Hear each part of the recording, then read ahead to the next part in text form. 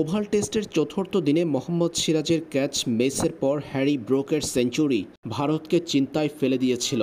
এই সময় মোহাম্মদ সিরাজের উপর ক্ষুব্ধ হয়েছিল ভারতীয় ভক্তরা। ৩৭৪ রানের টার্গেট দেওয়ার পরেও কি ভারত ইংল্যান্ডের বিপক্ষে ওভাল টেস্টে পরাজিত হচ্ছে, এমন শঙ্কা জেগেছিল সে সময়। এই টেস্টে হারলে সিরিজ হারাতো ভারত। তবে পঞ্চম দিনের প্রথম সেশনে জাদু দেখিয়েছেন মোহাম্মদ সিরাজ।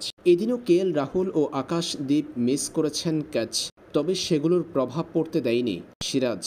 আরও একবার ৫ উইকেট পেয়েছেন এই ভারতীয় বোলার। ৩০.১ ওভার বোলিং করে ৫ উইকেট তুলে নিয়েছেন তিনি। শেষ দিনে ২৭ রান যুক্ত করতে ৪ উইকেট হারিয়ে অল আউট হয়েছে স্বাগতিক ইংল্যান্ড। অবিশ্বাস্য বোলিংয়ের প্রদর্শনী দেখিয়েছে ভারতীয় পেসাররা।